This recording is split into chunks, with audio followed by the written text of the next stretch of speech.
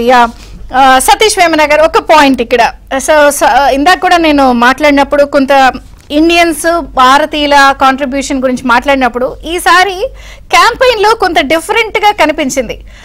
మరి ఆయన ఇండియన్స్ నుంచి ఏమన్నా కాస్త ఇన్స్పైర్ అయ్యారో ఏమో, మెక్డానల్డ్స్ లో బాయ్ గా పనిచేయడం, సర్వింగ్ చేయడం, ఇవన్నీ కూడా ఒక ఇండియన్ స్టైల్. జనరల్ గా అమెరికన్స్ క్యాంపెయిన్ చేసినప్పుడు డిబేట్స్ పెట్టుకుంటారు కానీ రోడ్ షోలు ర్యాలీలు చేయరు. కొత్తగా ఆయన లాటరీలు కండక్ట్ చేయడం, దోశలు వేసే స్టైల్ లాగా రోడ్డు పక్కన ఉన్న వాళ్ళ దగ్గరికి వెళ్ళటం, ర్యాలీలు తీయడం, మెక్డానల్డ్స్ లో అందరికి సర్వర్లకి సర్వ్ చేయడం, ఇదంతా కొంత ఇండియన్ స్టైల్ ఆఫ్ క్యాంపెయినింగ్ కనిపించింది ఈసారి. ఏం చెప్తారు మీరు? ఓకే, ముఖ్యంగా మనం ఒక విషయం మర్చిపోతున్నాం.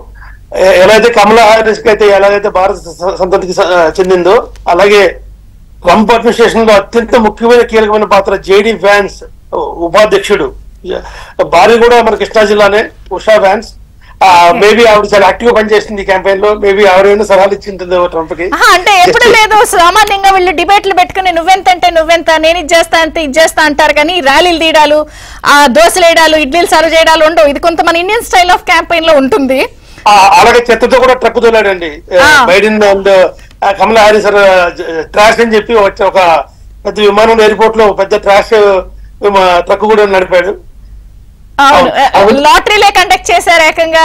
ఎలాన్ మస్క్ లాటరీ అంటే పెట్టారు. అసలు రకరకాలుగా కొత్త పుంతలు దొక్కిచ్చారు ఆయన క్యాంపెయిన్ కూడా. అవును, ఇవన్నీ బాగా కాస్త మాకు కూడా అలాగే అనిపించిందండి. ఇండియా క్యాంపెయిన్ లాగా ఉందనిపించింది. డెఫినెట్ గా ఆయన కాస్త అవన్నీ చేయడం వల్ల కూడా కాస్త ముందు పడ్డారు. This is the very very tight election అండి. ఇప్పుడు కూడా చూస్తా ఉంటే 216, 232 అండ్ ఇంకా ఒక 7 స్టేట్లు ఉన్నాయి. అంటే చాలా క్లోజ్ రేస్ ఇది. డెఫినెట్ గా జో బైడెన్ అయితే ఈజీ అయిపోయేదేమో, లేకపోతే కమలా హారిస్ కాబట్టి ఫైట్ టైట్ అయిందని అనుకోవచ్చు. ఆయన తప్పుకున్నారు కాబట్టి. జో బైడెన్ అప్పుడు Trump was leading by 72 points అండి. అసలు బైడెన్ అసలు దగ్గరలో కూడా లేడండి. ట్రంప్ చాలా హైలో ఉన్నాడు. అందుకే కూడా ఫస్ట్ టైం అమెరికా హిస్టరీలో ఒకసారి క్యాండిడేట్ ని అనౌన్స్ చేసిన తర్వాత మళ్ళీ ఇలా మార్చడం మొట్టమొదటిసారి. అందుకోసం మార్చాల్సి వచ్చింది. ఇంకో విషయం కూడా మనం మర్చిపోకూడదండి. అలా మార్చడం వల్లే కమలా హారిస్ క్యాండిడేట్ అయ్యారు. కానీ అలాగే ప్రైమ్ మినిస్టర్ కనుక మొదటి నుంచి పెట్టింటే Kamala Harris would not make into prime minister నా ఉద్దేశం అండి. సార్ నలుపు చక్రవర్తి గారు ఒక పాయింట్ సార్, ఎవరు ఎన్ని చెప్పినా కొంత ట్రంప్ గారు దాన్ని ఏమంటారు అపరిచితుడు అనుకోవచ్చు. అన్ప్రెడిక్టబుల్ పర్సన్ బిహేవియర్ ఉంటుంది. ఆయన చెప్తుంటుంది ఒకటి ఉంటుంది. మోదీ గారు నా ఫ్రెండ్ అంటూ ఉంటారు, నా క్లోజ్ ఫ్రెండ్ అంటారు, వీసాలకు ఏమో టైట్ చేసి చెక్ పెడుతూ ఉంటారు. సో కొంత ఆయన స్టైల్ చెప్పేది ఒకటి చేసేది ఉంటుంది. ఈసారి ఆ అన్ప్రెడిక్టబిలిటీ ఉండొచ్చా? గ్రీన్ కార్డ్స్ కానీ వీసాల విషయంలో ఇండియాతో ఎంత మేర సఖ్యత ఉండొచ్చు అంటారు?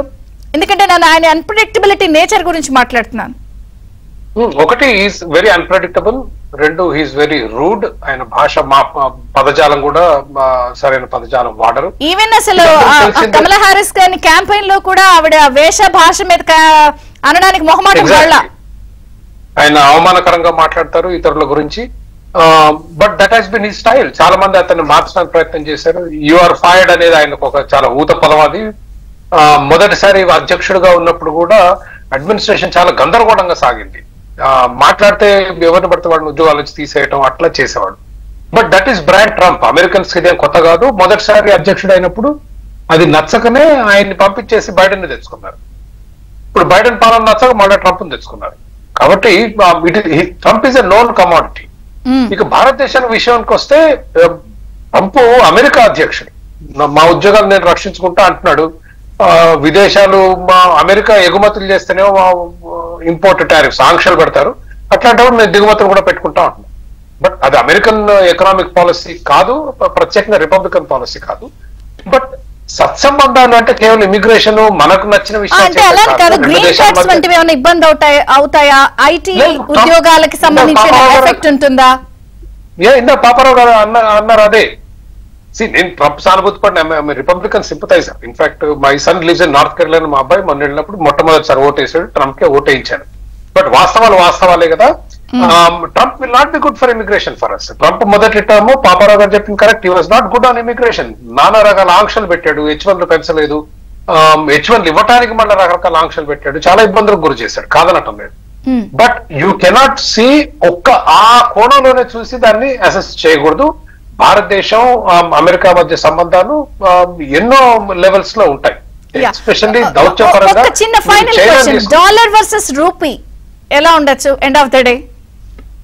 ఎప్పుడు rupee has been always weakening. ఎప్పుడు బాగుందని రూపీ వర్సెస్ డాలర్? ఎప్పుడు వాజ్పేయి గారి కాలంలో తప్పితే మనం ప్రింట్ చేసే డబ్బు విపరీతంగా ప్రింట్ చేస్తాం.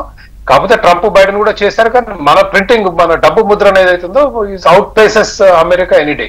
కాబట్టి ఈ రోజు today rupees at the weakest and it will continue to be like that. Thank you నల్మో చక్రవర్తి గారు, గాలి వినోద్ గారు, సతీష్ వేమన గారు. థ్యాంక్స్